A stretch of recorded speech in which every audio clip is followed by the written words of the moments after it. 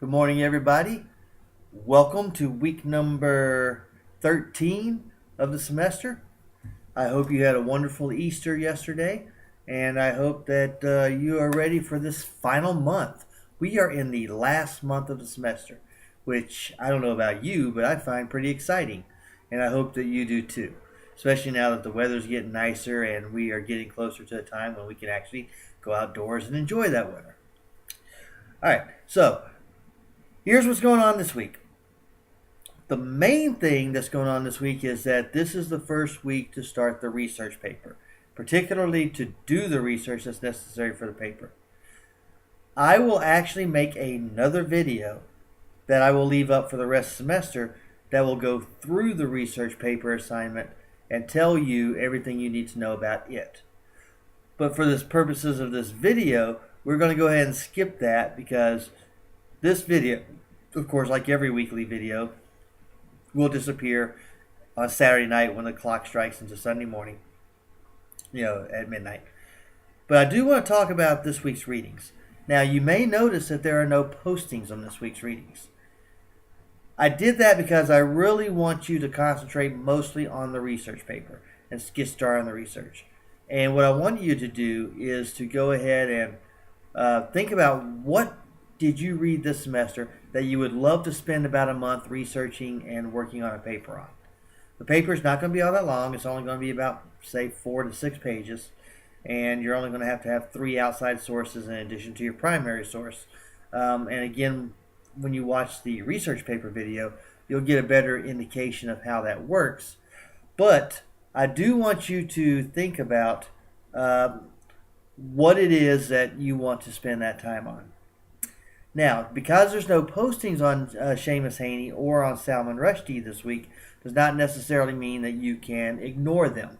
And the reason for that is that next Monday, I'm going to open up the exam on the 20th century. And Rushdie and Haney will both appear on that exam. So just because you don't have to do a posting on them does not mean that you can skip that assignment. But you can probably wait until later in the week to read those so that they'll be fresh in your mind for the exam that opens up next Monday. And over the weekend, I will put together a study sheet for you to help you with that 20th century exam. But let me talk about these two authors, I should say. There's 3 readings with 2 authors. Digging by Seamus Haney is Haney sitting in his study trying to write poetry while his father is actually outdoors with a shovel shoveling up the ground and working the earth. And the most famous quote from that, of course, is, "My God, the man can sure handle a spade." So there's an admiration for his father in this poem because his father is a man of the earth. He's a man that can work well with his hands while he is simply a poet. Seamus Haney, of course, he recently passed away. He only passed away about a year or so ago. He's done a lot of poetry, and much of it's great, but Digging to me is my favorite Haney poem, so that's why I chose it. Then we got the Salman Rushdie reading. And the Rushdie reading, the British Indian writer and A Dream England is important for this reason. So I want you to think about this as you read it. It's a poem about how on television England looks perfect, how it looks like a dreamland. But when one visits England, it's not quite so perfect anymore. And I think that you'll find that if you've ever been to a place that you've seen on TV and thought, wow, this looks great, and then you actually visit the city, you realize, oh, wait a minute. They have the same problems here that I have back home. So that is one of the things that he talks about in this. The other thing, and I think this is even more important, is that he talks about how the identity of a British writer is no longer just a person from Great Britain. Remember, at the end of the Victorian period, we actually looked at how British imperialism had spread the Queen's domain, if you will, all the way across the world. And at one point, something around 1/4 of all of the land on Earth was a territory of the British. So what that means now, even though India is no longer a part of the English Empire, and Salman Rushdie is an Indian born writer. So how it's the idea that Britain no longer means born on this one little island, and it no longer means people with lighter colored skin. It now means people that either do live or at one time did live in what was at one time the British Empire, in places like India and in places like the West Indies and in various other places that may or may not still be under British rule. And how does one find an identity, or which identity, I guess I should say, does one identify with?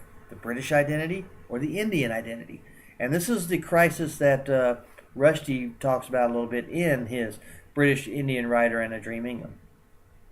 Then the Prophet's Hair. I think you're going to find this to be a very fun story. And if you decide after reading The Prophet's Hair that you want to write about Salman Rushdie, let me know and tell me what your idea is through an email or something like that, and I'll tell you if I think you're on the right track. But The Prophet's Hair is a story that brings mysticism, and Indian mysticism, if you will, and by Indian I mean from India, Indian mysticism into a British narrative. And it's a very fun story. I think when you read The Prophet's Hair, you're going to be glad I assigned it to you, because it is so much fun.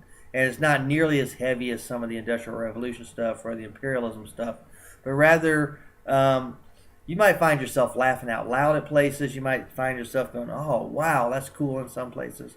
So I think The Prophet's Hair is going to be something you're really going to enjoy reading. And again, just because you don't really have to do a posting on them, so therefore you don't necessarily have to read them right away, doesn't mean you can ignore them, because all three of these readings will appear on the 20th Century exam, which doesn't open today, but it opens 1 week from today on the 13th. All right, so with that in mind, I'm going to go ahead and close this video, and I do want you to get to work on doing your research. I am about to release another video, which should already be up on D2L when you see this one, that will tell you everything you need to know to do well on this research paper, because it does count for, I think it's 20% of your overall grade. Yes, it counts for 20% of your overall grade. So you want to do well on this research paper. So pay close attention to the video and pay close attention to this handout, which I'm about to show you in that video how to find that handout. And if you have any questions about the research paper after watching the video and after going through the research paper folder that's in D2L, then please contact me at that point, and I'll try to clear up anything that is still confusing to you. But I want to know before you contact me that you did take the time to find this handout and you did take the time to watch that video first. All right, so yeah, let's get this done. We've only got one more month left, and we're going to work hard during that month, but I think that you'll find that the reward will be worth it in the end if you put forth the effort for it. And we'll see you soon.